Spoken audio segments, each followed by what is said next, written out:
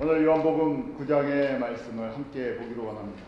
날 때부터 소경된 자라는 그 제목으로 함께 보기로 원하는데요. 이 요한복음의 저희가 구조를 계속 이해하고 계셔야죠. 요한복음 전체는 예수님이 누구신가를 사건과 표적을 통해서 저에게 보여주십니다. 항상 저희는 표적이나 사건을 보고는 그 다음 메시지를 놓칠 때가 있다 그랬었죠. 메시지를 보기 위해서, 메시지를 듣기 위해서 사건을 베풀어 주십니다. 자,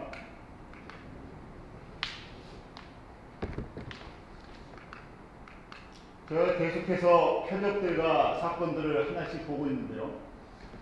바로 8장에 예수님께서 구원은 100% 누구의 권한이라고요? 예수님, 다른 길이 없다는 것이에요. 율법과 어떤 형식은 예수를 보기 위한 과정이었죠.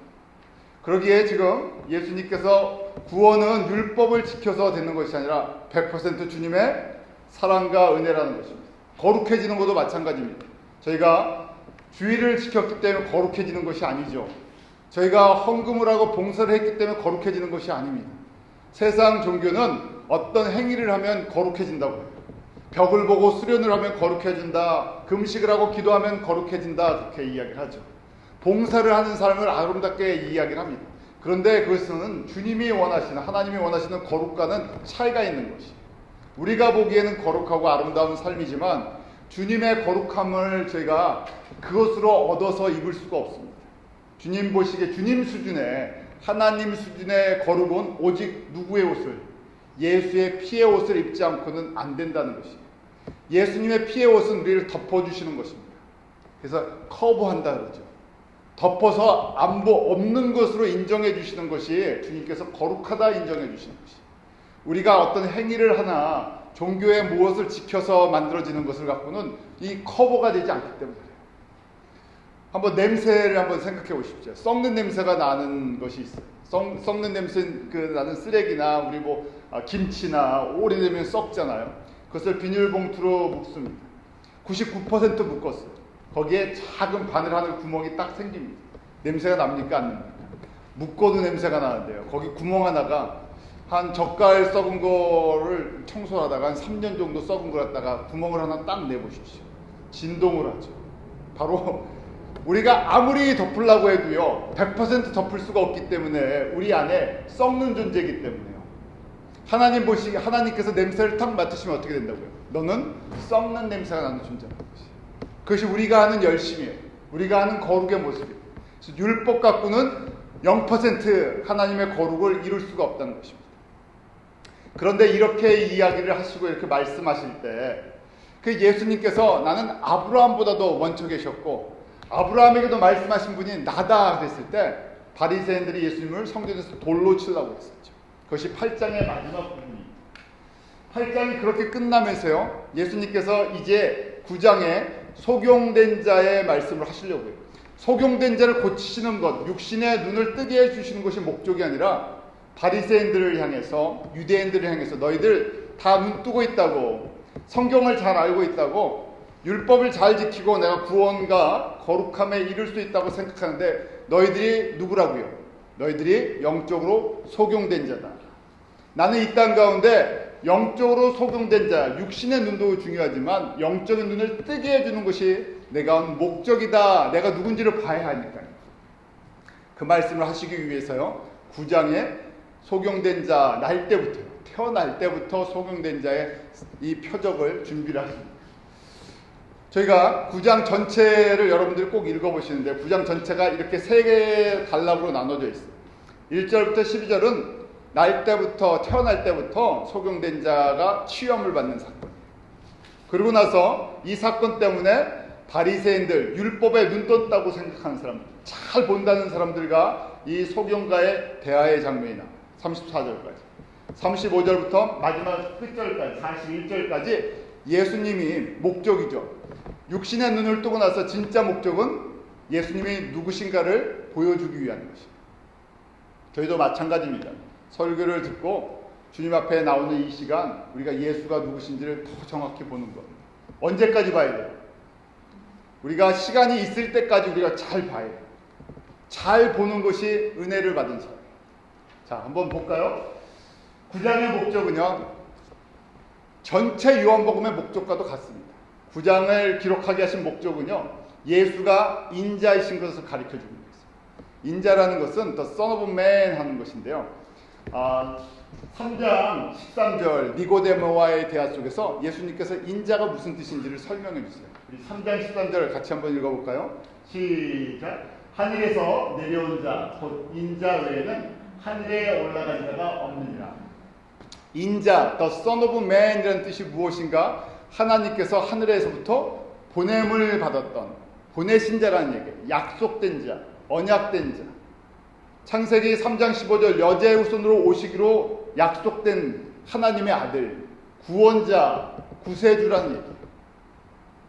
그분은 The Son of Man이죠. 딱 한 분뿐이 없으세요. 다른 것이 있는 것이 아니라 하나님이 약속한 그분이라는 얘기예요. 그런데 그분을 보여주기 위한 것이, 예수가 1장부터 그러죠. 예수가 누구신가? 태초에 말씀이 계셨고 말씀으로 말미암아 모든 것이 창조되었고 그 말씀이 하나님이시고 그 말씀이 육신이 돼서 우리 가운데 오셨어요. 그분이 누구시라고요? 인자이신 예수라는 것이. 이것이 목적이에요. 그러기에 9장에 시작할 때 갑자기 안식일입니다. 성전에서 나오셨을 때예요. 그런데 그 앞에 누가 있다고요? 태어날 때부터 소경된 자가 있어요. 전능하신 하나님께서요, 이 장면을 미리 예정하신, 이게 장면을 만들으신 거예요. 저희는 그렇게 못 만들잖아요. 그런데 하나님께서는 이렇게 만드시면서요, 우리에게 메시지를 전달해 주시기 위해서 이렇게 한 장면을 만드신 거예요. 정확하게. 갑자기 소경된 자를 어떻게 준비합니까? 또 안식일이에요. 저희가 안식일에 대해서 같이 메시지를 나눴죠. 안식일은 누구를 기억하는 날이라고? 창조주를 기억하는 거예요. 창조주만 사랑하라는 얘기예요. 마찬가지로요, 성전은요, 누구를 기억하기 위해서 만들어 놓은 것입니까? 그 우리의 구원자이신 십자가에 그 피를 흘리시는 어린 양 예수를 기억하라고 만들어진 거예요. 전부 세팅 자체가 그렇게 만들어져 있는 거예요. 몇천 년 동안. 그런데 그걸 하면서 그림자 같은 외형은 지키는데 그것이 전부 누구를 갖다 나타내 주는 거라고요. 이 땅에 보내심을 받고 온 그 인자에 대한 것인데, 인자에 대한 모든 장식을 해놓고 그림을 그려놓고 세팅을 다 했는데 그걸 보면서 볼 수 있는 눈이 있지 않다. 참 신기하죠. 결론적으로 예수를 보는 것은 100% 뭐라고요? 은혜라는 것이. 내가 예수를 주라고 고백할 수 있는 것 100% 은혜입니다. 내가 주님의 말씀을 깨달을 수 있는 것 나에게서 나온 것이 아니라 누구의 것이라고요? 주님이 주시는 성령을 통해 주시는 은혜예요. 그러니까 뭐 할 것이 없다고요. 에베소서 2장 8절처럼 자랑할 것이 아무것도 없어요. 봉사를 한 것도요, 100% 은혜라고 생각해야 되죠. 그래야 내가 자랑을 하지 않아요. 내가 했다고 생각하면 그 다음부터 뭐가 됩니까? 내가 인정을 받아야 되고요. 그때부터 문제가 생기기 시작해요. 우리의 인생은요, 인자를 정확하게 본 사람은요, 그 다음부터 고백하는 것이 매 순간마다 은혜를 고백할 수밖에 없어요. 율법과 구원과 율법과 거룩의 관계성을 정확하게 이해하는 것. 그래서 은혜는 어디서부터 오느냐? 제대로 보는 것에서부터 오는 것이죠. 그러기에 오늘 소경된 자, 태어날 때부터 소경된 자의 사건을 보여주십니다. 자, 그런데요, 이 사건이 참 재밌습니다. 예수님께서 이 날 때부터 소경된 자를 고치시는데요, 침을 뱉어서 진흙을 이겨서 눈에 바르시고 그 다음 어디 가서 씻으라고요? 실로암이에요. 우리 실로암이라는 찬양 많죠? 근데 실로암 하면서 가로를 치고 9장 10절에 보면 실로암은 번역하면 뭐라고요? 보냄을 받았다. 무엇과 뜻이 같대요? 인자와 뜻이 같다는 거예요. 실로암은 보냄을 받았다. 자, 그러니까요, 실로암은 누구를 나타내 주는 거예요? 인자를 나타내 주는 거예요. 예수님을 나타내 주는 거예요. 결국 이미 이 실로암이라는 연못을 준비시켜 놓으셨는데요, 이 실로암은 예수님의 표상이라는 것이에요. 그냥 실로암 자체는요, 우리의 눈을 낫게 하는 능력이 있지 않습니다. 그냥 샘물이죠. 마시는 물이에요. 마치 야곱의 우물물처럼, 그냥 오병이어처럼 그 자체는 아무런 능력이 있지 않아요. 그런데 거기에 누가 들어가면요, 예수의 말씀이 들어가면, 예수님이 만지시면, 예수님이 변화시키시면 그것이 보냄을 받은 구원의 물이 되고요, 치유의 물이 된다는 거예요. 이러면서 이 메시지 전체는요, 성경 속에 두 종류의 사람이 있다는 것을 보여줘요. 다 소경인데요, 눈을 뜬 사람이 있고 눈을 뜨지 못한 사람이 있어요. 성경에 흘러가는 내용입니다. 이것이 9장에서 말씀해 주실 거예요. 두 부류의, 항상 성경에는요 두 종류의 사람이 있다는 것이. 또 그러면서요, 죄와 보지 못하는 것, 죄와 소경이 연결되어 있다는 것을 배경 속에 깔고 있어요. 이 날 때부터 소경된 자가 있었는데요, 그 2절과 3절에 제자들이 이것을 물어보죠. 우리 2절 3절 한번 같이 다시 읽겠습니다. 시작. 제자들이 물어가는데 납비여, 이 사람이 소경으로 난 것이 네 죄로 인한 이오니까 자기 오니까 그 부모 오니. 예수께서 대답하시되 이 사람이나 그 부모가 죄를 범한 것이 아니라 그에게서 하나님의 하시는 일을 나타내고자 하십니다. 유대인들의 생각에는 태어날 때부터 소경으로 태어났으면, 눈을 보지 못하면 이건 뭐 했다고요? 심판받고 저주받았구나 라고 생각했다. 그러니까 죄 때문에 어떻게 됐다고요? 눈이 문제가 생겼구나 하고 생각해요. 그러니까 저희가 크게 보면 죄에 있는 사람은 뭐 한다고요? 눈을 뜨지 못한다는 얘기예요. 맞죠? 아담 이후로 범죄한 사람들은요, 누구를 보지 못합니까?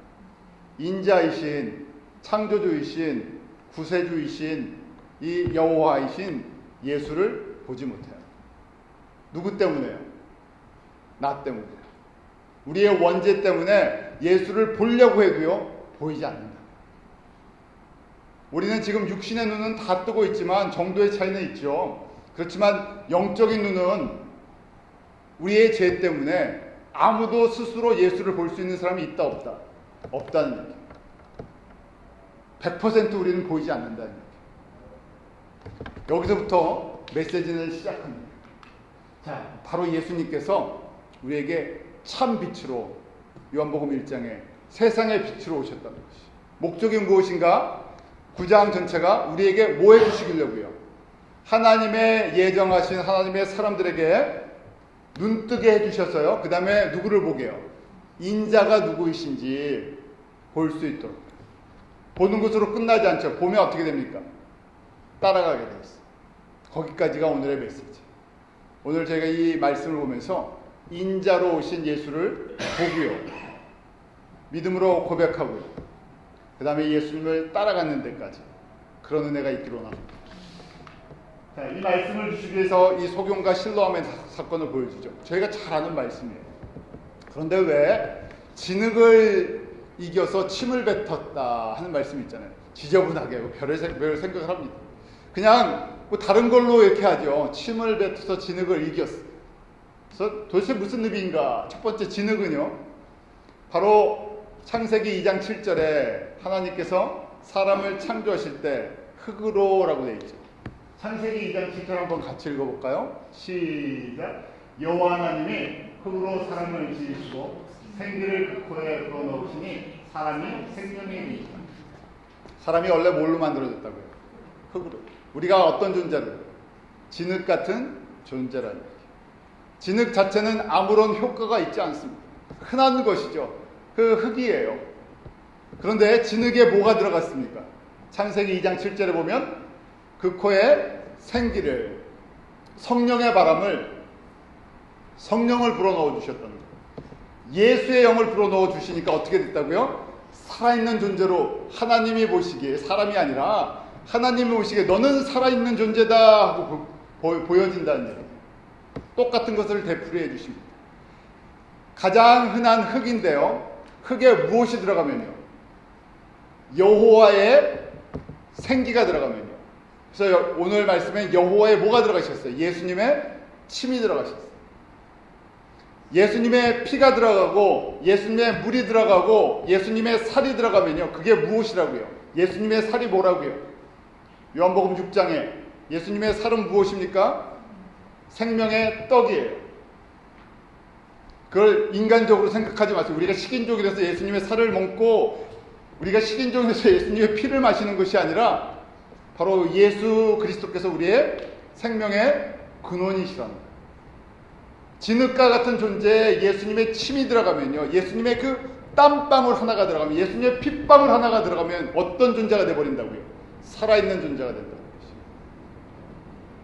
것이죠. 우리가 아무리 노력하고 무엇을 만들려고 해도요, 우리의 침은 아무런 능력이 없죠. 흙은 흙일 뿐이고 침은 침일 뿐입니다. 야곱의 우물은 우물물이고요, 우리의 수돗물은 수돗물이에요. 빵은 빵이고 밥은 밥이에요. 그 자체가 우리에게 뭘 주지 않습니까? 영원한 생명을 주지 않아요. 바로 지금 이 속용된 자를 고치시는데요, 이 속용된 자를 온전케 하시는데 바로 예수님의 침, 액체잖아요. 예수님의 물이라는 얘기, 성령이라는 말씀. 그래서 어디를 가서 씻어라? 실로암 물에 가서 씻어라. 그냥 실로암은 그냥 물이에요. 그런데 예수님께서 그 실로암의 물을 성령의 물로, 생명의 물로 바꾸시는 것입니다. 우리 안에 성령의 물, 성령의 기름 부으심, 성령님이 임하실 때 비로소 살아나는 존재예요. 예수님께서 이 사건을 보여주시고, 진흙이 바로 유대인들이 갖고 있는 율법과 같다는 것이에요. 그래서 지금 똑같은 패턴입니다. 자, 그 2장의 가나의 혼인잔치에 6개의 돌 항아리가 진흙이에요. 그 자체는요, 그 물을 담고 있는 흔한 것이죠. 그 자체가 포도주를 만들 수가 없습니다. 진흙은 진흙이고 돌 항아리는 항아리예요. 그렇죠? 또 육으로 난 건 육입니다. 요한복음 3장에 야곱의 우물물, 베데스다의 연못의 물, 오병이어, 초막, 가늠한 여인, 그리고 날 때부터 속용된 사람, 율법, 이 모든 것은 이 자체로 생명을 갖고 있지 않습니다. 생명을 줄 수 있는 능력이 있지 않아요. 그냥 우리의 일상생활 속에서 우리가 갖고 있는 바로 육으로 난 썩어질 것들이죠. 여기에 예수가 들어가는 것이죠. 오병이어에 예수가 들어가니까 5,000명을 먹고도 12광주리가 남는 것이죠. 그 돌 6 항아리에 그 물에 예수가 들어가니까 뭐가 된다고요? 생명의 포도주가 돼요. 우리가 그런 은혜를 받은 사람이죠. 예수를 믿는다는 것은 예수님이 우리에게 그렇게 생명을 하나씩 집어넣으시고, 이런 여러 가지 모습을 통해서 실로암의 위치가 저렇게 기원샘에서 실로암까지 연결되어 있죠. 이렇게 성전에서 한 300m 떨어진 곳에 있는 곳이에요. 근데 이 실로암은 열왕기하 20장 20절에 보면 히스기야 때 건조됐다고 생각해요. 그러니까 지금 예수님께서요, 실로암에서 이 속용된 자를 고치실 것을 생각하시면서요, 이미 이 히스기야 왕 700년 전에 이미 이 모든 것들을 다 준비하고 계셨어요. 예루살렘 성전 솔로몬 때 지었죠. 970년경이에요. 주전 1000년 전에. 지금 이스라엘 주변에 있는 이스라엘 민족이나 모세를 통해서 1500년 전에 주어졌던 율법이나 예루살렘의 성이나 샘물이나 성전이나 제사법이나 다 누구를 보게 위한 것이요? 인자로 오시는 예수를 보게 만들어 주신 것이에요. 안식일도 그렇고. 그래서 그 이 구약의 율법을 연구했던 신학자들, 서기관들, 그것을 실제적으로 가르치고 지키게 했던 바리새인들, 전문가들이죠. 가장 잘 보는 사람들인데 이 사람들이 정확하게 예수를 보지 못한다. 아무도 보지 못하죠. 눈을 떴다고 생각했는데 그들이 영적으로 장님과 같다는 그 말씀. 자, 바리새인과의 대화 속에서 정리가 되죠. 자, 눈을 뜬 사람이 있고요, 눈을 떴다고 생각하는 사람이 있어요. 눈을 떴다고 생각하는 바리새인들, 그들은 율법이나 하나님 나라에 자기네들은 환하게 본다고 생각해요. 그런데 지금 평생을 눈을 감고 살다가 이제 눈 뜬 사람이에요. 바로 이 사람과의 대화 속에서 예수를 보느냐 못 보느냐가 나타나죠. 첫 번째 질문 속에 보면 누가 어떻게 너 눈을 뜨게 해줬냐? 예수라는 사람이 진흙을 바르고 그 실로암에서 씻게 해줬다 하고 얘기를 하죠. 믿음이 안 가는 겁니다. 그러니까 누구에게 다시 묻습니까? 눈을 뜬 소경의 부모에게 물어봐요. 부모가 뭐라고 얘기합니까? 분명히 내 아들이고 태어날 때부터 소경된 사람. 그러면 예수가 그렇게 했냐 했을 때는 대답을 하자. 거기 설명이 돼 있죠. 예수가 그렇게 했다 그러면, 예수를 믿는다 그러면 어떻게 된다고요? 유대교에서 쫓겨나고요. 유대인 사회에서 쫓겨나기 때문에 피해를 입으니까 알고요. 우리 아들이 장성하니까 우리 아들한테 직접 물어보라. 아들을 만나서 또 2차 신문을 하죠. 누가 어떻게 너 눈을 떼게 했냐 했을 때 이번에 이 사람이 똑같은 걸 질문을 하니까요. 당신들 예수의 제자가 되려고 하냐 이렇게 답을 합니다. 이 사람들이 화가 나죠. 바리새인들이요. 너는 예수의 제자인지 모르지만 우리는 누구의 제자라고요? 우리는 모세의 제자라. 그렇게 대화 속에서요. 바로 이 소경되었던 사람이 이런 고백을 합니다. 과거에 영적으로도 또 육적으로도 소망이 없던 사람, 완전히 캄캄한 세상에 살던 사람이죠. 가장 캄캄한, 영적으로나 육적으로나 그가 거린이었던 모습, 사회적으로나 모든 것에 가장 밑바닥에 살던 사람이에요. 소망의 빛이라고는 하나도 없던 사람인데 그 사람이 이제 점점 눈이, 육신의 눈을 통해서요, 영혼의 눈이 떠집니다. 밝아지기 시작하죠. 그러면서 이런 대화 속에서요, 전에 같으면 상대도 안 되는 존재인데요, 이렇게 이야기합니다. 9장 32절, 33절 같이 읽겠습니다. 시작.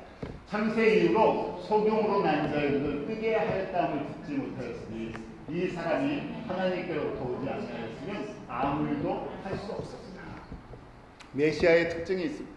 이사야 선지자를 통해서도 예언되어 있죠. 소경의 눈을 뜨게 하는 그분이 하나님의 보내심을 받은 그 인자다 하는 예언의 말씀들이 있습니다.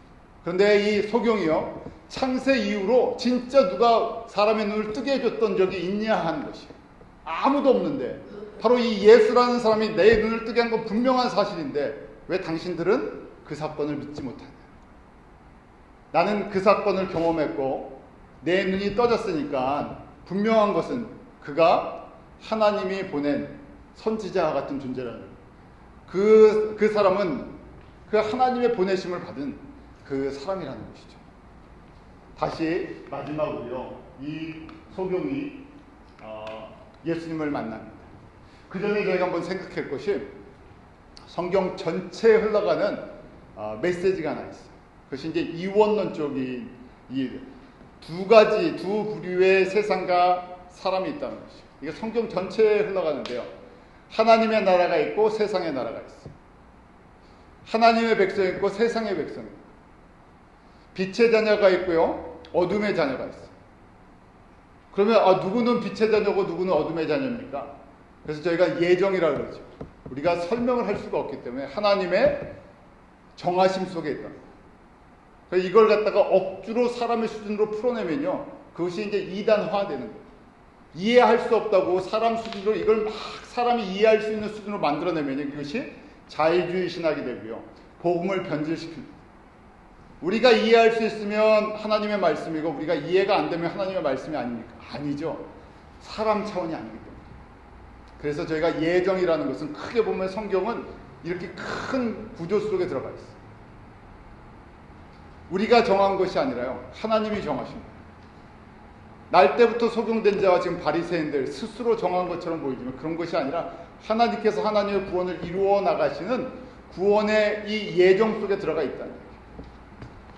자, 그러면서요, 또 빛의 자녀들, 하나님의 자녀들 가운데도 또 두 종류의 사람이 있어요. 오늘 말씀해 보면 유대인들 중에서요, 하나님의 백성이었으니까 눈을 뜨는 사람이 있고요, 눈을 뜨지 못하는 사람이 있어요. 예수님 당시부터 1세기까지 예수를 믿는 유대인이 많습니까? 예수를 안 믿는 유대인이 많습니까? 예수를 믿는 사람들이 소수예요. 그러면서 이것이 이 안에 흘러간다는 얘기예요. 소수의 사람들이 눈을 떴는데요, 그러면 누가 핍박을 해요? 누가 쫓아내요? 눈을 감고 있는 바리새인 같은 사람들이 눈을 뜬 이 소경 같은 사람을 핍박하고 쫓아내버립니다. 그리고요, 저희가 빛의 자녀들 가운데서도요, 이방인들이잖아요. 저희 가운데서 하나님의 자녀로 예정이 되어 있는 사람이 있고 아닌 사람들이 있어요. 근데 또 하나님의 자녀 속에서도요, 그릇이 다 다릅니다. 은혜가 다 다르고요. 크게 보면 하나님께서 우리에게 하나님의 자녀로 구원하시고 사용하시는 사람들을 긍휼의 그릇이다, 그렇게 이야기를 하죠.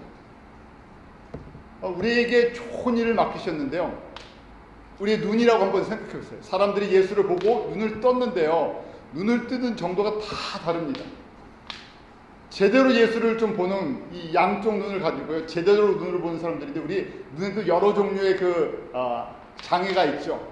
한쪽만 볼 수 있는 눈이 있고요, 한쪽은 보고 한쪽은 못 보는 눈이 있고요, 그 다음에 난시가 있어서 전부 뿌옇게 흐리게 보는 눈도 있고요. 근시는요, 가까운 건 보이는데 먼 것이 안 보이고, 또 뭐가 있습니까? 원시가 있죠. 이 먼 거는 보는데 뭘 못 봐요? 가까운 거를 못 봐요. 별의별 눈들이 다 있어요. 근데 예수를 보는 눈이 다 이렇다는 얘기예요. 제대로 예수를 보는 사람이 있고요, 극소수예요. 그 다음에 다 장애들이 있어요. 눈장애들이 있어요. 제대로 보지 못해요. 결론적으로 그렇습니다. 어떤 사람이 가장 복된 사람인가? 눈이 밝은 사람이에요. 누구를 잘 보는? 예수를 보는 밝은 눈을 가진 사람. 왜 예수를 보는 밝은 눈이 복된가? 가치를 볼 줄 압니다. 주인이 어떤 분인지를 보기 때문에. 우리가 지금 사실은 신앙 훈련을 하고 말씀을 공부하고 하는 그 가장 중요한 이유 중에 하나가 뭘 밝게 해주려고요? 우리의 예수를 보는 눈을 밝게 해주려고. 그런데 이것이 우리가 할 수 있는 어디까지는 있지만요, 누구의 은혜입니까? 주님의 은혜 플러스 저희가 이것의 중요성을 깨닫고요, 주님 앞에 눈 운동하는 거예요. 보는 운동. 그러면서요, 우리가 하나님의 구원의 역사를 잘 보지 못하기 때문에 이 부분을 신비다라고 표현하고 있어요. 성경에 보면 미스터리라고 되어 있죠. 비밀이라고 한국말에 되어 있는데 신비예요.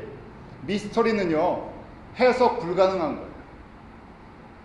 우리가 이해 불가능한 것입니다. 우리가 느낄 수 없는 부분들. 누구에게 속해 있는 것이라고요? 하나님의 주권 가운데 있어요. 그래서 어떻게 보면 우리가 보면 하나님이 행하시는 것은 어떨 땐 잔인해 보이기도 하고 불공평해 보이고, 모든 사람을 다 구원하시면 되는데 모든 사람 중에서 하나님의 자녀들이 있다는 얘기예요. 그럼 하나님의 자녀가 아닌 사람들의 입장에서는 나는 예수를 안 믿어도 착하게 살았고 선하게 살았고 피해를 주지 않았고 남을 도우면서 살았습니다. 근데 그런 사람이 예수를 끝까지 안 믿어요. 반대로 세상에서 사기도 적당히 치고 도적질도 하고 남의 아프게도 하고, 그런데 누구를 믿어요? 예수를 믿는 사람들이 있어요. 예수를 믿고도 그 생활 그닥 못하는 사람들이 있어요. 바뀌지 않는 사람들. 그래서 저 사람은 아예 예수 안 믿었으면 좋겠다는데 예수는 또 잘 믿어요. 그런 사람들도 있죠. 그럼 저희가 보면 이해가 안 가요. 그래서 이걸 억지로 해석할 수가 없어요. 이건 하나님의 주권 가운데 있는데, 이것을 우리가 7가지 그리스도 안에 숨겨져 있는 신비라는 것이에요. 첫 번째가 무엇인가 하면요, 하나님께서 두 종류의 사람으로 예정하셨다는 것이에요. 우리 눈에 그렇게 뿐이 안 보인다는 얘기예요.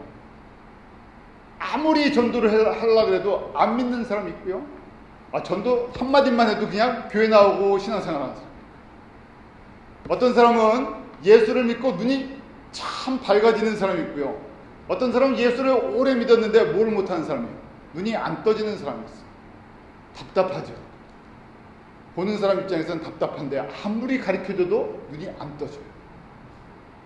지금 바리새인들, 서기관들, 가장 밝은 눈을 가져야 할 사람들인데 가장 캄캄한 눈을 갖고 있어요. 아예 하나님을 모르면, 몰라서 그렇다고 그러는데 하나님을 아는데 가장 캄캄한 눈을 갖고 있어요. 그런데 캄캄한 눈을 갖고 있는 이유가 무엇입니까? 그림자를 붙들고 있었습니다. 율법을 붙들고 있었어요.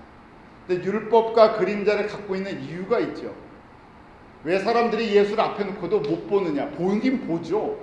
예수를 보는데요, 이 앞에 뭘 꼈습니까? 자기의 욕심에 선글라스를 써버렸어요. 세상 것으로 채워져 있으니까요. 하나님의 자녀인데 이게 선글라스가 캄캄한 선글라스가 껴 있어. 그래서 이 선글라스를 빼버리는 것, 우리가 쓴뿌리를 뺀다 그러죠. 우리 마음에 쓴뿌리들이 있어요. 누구나 다. 이 쓴뿌리 때문에 예수를 봐도요, 보지를 못해요. 이게 안 빠지면요, 예수를 믿어도요, 온전히 볼 수가 없기 때문에 내 식으로 예수를 믿고 따라가죠. 자, 또 한 가지 신비한 것은요, 그리스도 안에 있는 신비인데요, 대부분의 유대인들은 예수님이 오셨는데 눈이 안 떠진다는 얘기예요. 아주 극소수의 사람만 눈을 떠요. 지금 속용되었던 사람, 기생과 같은 사람, 12제자, 바울 같은 사람, 그 다음에 1세기 유대인 이민자들, 극소수의 사람들만 눈이 떠진다는 얘기예요. 그래서 이것을 우리가 이해할 수가 없기 때문에요, 그리스도의 신비다. 또 한 가지는 나머지 모든 유대인들은요, 어느 시점까지 전혀 예수에 대해서 눈이 안 떠져요. 반대로 또 신기한 것은요, 신비로운 것은 이방인들 가운데 많은 사람들이 예수를 보기 시작합니다. 초대교회부터 지금까지 이것이 하나님의 말씀입니다. 하나님의 계획, 그리스도 안에 있는 구원의 계획이고요. 그래서 마지막 7번째 보면 이방인의 충만한 숫자가 하나님이 예정하신 모든 사람을 구원하시면 그 다음에 누가 눈을 뜬다고요? 유대인들이 눈을 뜨고 예수를 여호와였군요, 예수가 그리스도셨군요 하고 그때 본다는 거예요. 이건 말로도 우리의 지식으로도 설명 불가능합니다. 하나님의 주권 가운데 있다는 것이죠. 이것을 저희가 그냥 이것을 통째로 보는 은혜가 있더라고요. 이걸 가지고요, 연구를 하면, 이걸 가지고 자꾸만 하면 뭐가 됩니까? 논쟁이 돼버려요. 왜냐하면 답이 없는 거거든요. 답은 한마디예요. 누구의 주권이라고요? 하나님의 주권이에요. 하나님께서 토기장이신데요, 진흙을 가지시고 이렇게 만들어 나가신다는 거예요, 하나님에서. 그래서 이것을 깨닫는 것이 은혜죠. 결론적으로 이 소경 뜬 자를 저희가 봅니다. 눈을 뜬 자. 우리가 이것도 은혜예요. 우리가 기도를 많이 한다고 눈이 저절로 탁 떠지면 얼마나 좋겠습니까? 그렇지 않죠. 기도를 많이 하는데도요, 눈이 제대로 안 떠지는 사람이 있어요. 성경을 많이 보는데도요, 이 눈이 제대로 건강한 눈을 가지지 못한 사람들이 있어요. 그래서 제일 중요한 것은요, 우리가 눈이 밝아지는 것인데요, 눈이 밝다는 것은 전체적으로 건강하다는 얘기예요. 전체적으로 온전하다는 얘기예요. 눈만 밝아지지 않습니다. 그래서 건강한 눈을 주님 앞에 은혜로 구해야 돼요. 건강한 눈이 어떤 것인가? 현미경적으로 작은 것도 보고요, 만원경적으로 넓은 것도 보고. 그러니까 이 눈에 이 조리개가 있잖아요. 눈이 이게 자동으로 착착착착 마치 사진기처럼 움직여요. 초점도 잡고. 근데 눈에 병이 들면 이 초점이 잘 안 맞잖아요. 가까이인 거나 먼 거나 뭐 노안까지 들었어요. 이 초점이 제대로 안 맞아요. 이 초점을 맞추려고 안경도 쓰고 뭐 수술도 하고 그러죠. 그래서요, 주님 앞에 건강한 눈 주십시오. 건강한 눈이라는 것은 예수를 정확하게 보고요, 예수님이 행하시는 하나님의 나라를 보는 거예요. 이 구원의 신비 속에서 하나님의 뜻을 크게 보기도 하고 작게 보기도 하고, 인생의 개인의 역사도 나라의 역사도 누구에 의해서 움직여진다고요? 하나님의 주권에 의해서 움직여지는데, 목적이 무엇인가? 이렇게 움직이시는 목적이요, 하나님의 예정된 사람들에게 예수가 누구신지를 보게 하고 구원을 얻게, 생명을 얻게, 그리고 이것을 그 교회 눈을 뜬 사람들을 통해서 전파해주기 위해서 이렇게 움직이신다는 거예요. 그래서 저희가 주님 앞에 건강한 눈을 가져야 되는데요, 건강한 눈은요, 어디서부터 시작되느냐? 우리 속사람부터 시작돼요. 좀 전에 말씀드렸죠. 우리 속사람에 누구나 다 선글라스가 있어요. 편견과 내 쓴뿌리가 있어요. 그래서 보여줘도 보지를 못합니다. 믿고 싶고 따라가고 싶고 온전해지려도요, 온전해지지 않죠. 온전하지 않다는 것. 그래서 예수님께서 온전하려면 우리 마태복음 5장, 6장, 7장 그것을 묵상하셔야 돼요. 온전하지 않은 사람들이 뭘 봅니까? 내 눈에 뭘 못 봐요? 들보는 보지 못하고요, 남의 티는 잘 봐요. 그게 정상적인 모습이에요. 은혜의 사람, 내가 이 눈 조절이 건강한 눈을 가졌다는 것은 나를 잘 보는 사람. 나를 잘 보려니까 뭘 해야 돼요? 주님 앞에 나아가서 내가 어떤 존재인지를 항상 고백하라. 이게 눈을 건강하게 만드는 비결이에요. 내 안에 있는 쓴뿌리를 발견합니다. 그거 뽑아내지 않으면요, 항상 무슨 눈으로 사냐? 애꾸 눈으로 살고요, 근시한 눈으로 살고요, 아니면 또 너무 멀리 보고요. 이 조리개가 조절이 안 된다는 거예요. 조리개가 조절이 안 되니까요, 이게 제대로 방향도 잘 못 잡고요, 항상 갈등하죠. 예수님께서 이 눈을 뜬 자에게 이게 목적이라는 거예요. 찾아오고 만나주시죠. 그러면서 이렇게 질문하십니다. 9장 35절에 그를 만나서 가라사대 네가 인자를 믿느냐. 이게 목적이에요. 눈을 뜨게 해주셨는데, 은혜를 베풀어 주셨는데, 목적이 무엇인가? 내가 예수를 누구로?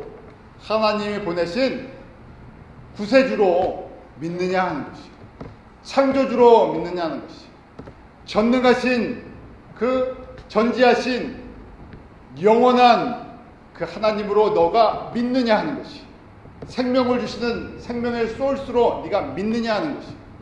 눈 떴으니까 보지, 지금 너 보이지 않니? 육신으로 보려는 것이 아니라 영혼의 눈이 보인다는 얘기. 그러니까 이 소경이 뭐라고 대답합니까? 36절, 주여 그가 누구시오니까 내가 믿고자 하나이다. 말씀만 하십시오. 나는 들을 기가 있습니다. 이제 눈을 떴으니까 가르침만 주십시오. 내가 그러는 거예요. 내가 보내심을 입은 인자다 하니까요. 그 다음에 이 소경되었던 사람, 눈 뜬 사람이 어떻게 합니까? 절을 하죠. 월십한다는 얘기. 절을 한다는 얘기는 그냥 고마워서 절을 하는 것이 아니라요, 유대인들은 절하는 대상이 딱 한 대상이에요. 누구에게만? 여호와 하나님에게만 절을 합니다. 경배를. 내가 이제 눈을 뜨고, 육신의 눈을 뜨고 제대로 내가 누구를 봤다고요? 여호와의 영광을 지금 예수를 통해서 보았다. 당신이 하나님이시군요. 당신이 창조주시군요. 그렇게 보고요. 그 다음에 어떻게 합니까? 37절, 38절 우리 한번 같이 읽겠습니다. 37, 38절입니다. 시작. 가로되 주여 내가 믿나이다 하고, 37절, 예수께서 가라사대 때 네가 그를 보았거냐? 지금 너와 말한 내가 그이니라. 가로되 주여 내가 믿나이다 하고 절하는지라. 그때부터 예수님을 따라가기 시작합니다. 예수님을 따라가죠. 예수님을 인정하고 따라가면 어떻게 된다고요? 쫓겨난 사람입니다. 핍박을 받고, 그런데도 보았기 때문에, 깨달았기 때문에 따라가는 것이죠. 이것이 요한복음의 기록 목적입니다. 요한복음 전체가 그 메시지입니다. 우리에게 주시는 복음은 그런 복음입니다. 저희가 주님 안에서 말씀을 배우고 신앙 훈련을 하는 이 모든 과정 속에서요, 결국 눈을 제대로 뜨게 하는 것이에요. 그러니까 잘 보는 사람이 가장 복된 사람. 그런데 이것이 무엇이라고요? 주님의 은혜예요. 잘 보는 사람은 첫 번째 나를 잘 보는 사람. 나를 잘 보면요, 뭐라고 고백합니까? 내가 예수를 믿게 된 것이 뭐였군요? 주님의 은혜예요. 그러니까 어떤 사람이 되겠어요? 은혜의 사람입니다. 성령의 사람, 믿음의 사람, 잘 보는 사람은 은혜의 사람입니다. 내가 소경 같은 존재입니다. 내가 가늠한 여인이에요. 내가 살인자 같은 사람입니다.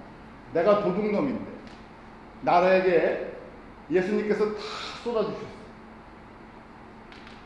그런 은혜를 받았으니까. 이게 내가 노력해서 받은 게 아니고 내가 예수를 아는 것도 신비한 거예요. 왜 나에게 이런 은혜를 베풀어 주셨는지. 그러니까요, 나를 보면서요, 이게 은혜의 사람, 사랑의 사람, 긍휼의 사람이 됐어요. 내가 어떻게 하면 이 예수 그리스도의 이 생명을 나눠주는 것이 나의 인생의 목적이 돼요. 지금 눈뜬 소경처럼 저희가 날마다 눈뜬 소경으로 삽니다. 눈뜬 소경이었다는 것, 내가 장님이었다는 것, 내가 보지 못했던 것을 깨닫는 사람. 그러고 나서 전적으로 100% 누구의 은혜로? 예수님의 은혜로 눈을 뜬 것이에요. 그러니까 이제 100% 나의 인생은 누구를 위해 살겠다고? 예수님을 위해 살겠다고. 그렇기 때문에 저희가 무엇을 기도해야 됩니까? 내가 예수님을 정확하게 볼 수 있도록 은혜를 베풀어 주십시오. 내 인생을 예수님께 걸겠습니다. 이제 다른 거 의지하지 않고 다른 걸 보면서 흔들리지 않겠습니까? 평안이 언제 옵니까? 예수를 정확하게. 안식일에 우리가 안식을 누릴 수 있는 것은요, 그냥 쉬기 때문에 안식을 누리는 거니까 누구를 볼 때요? 참 안식을 주시는 예수를 보기 때문에. 우리의 인생에 왜 소망이 있느냐? 눈에 보이는 것을 보면요, 소망이 없을 때가 있죠. 도대체 뭐 의지할 게 없어요. 나의 손에 남아있는 게 없어요. 그런데 누구를 보면요, 예수를 보면요, 그 인자를 보면요, 그 창조주를 보면요, 다시 오실 왕을 보면요, 소망이 우리 가운데 가득 차버려요. 그래서 어떤 경우에는 없는 것이 복이죠.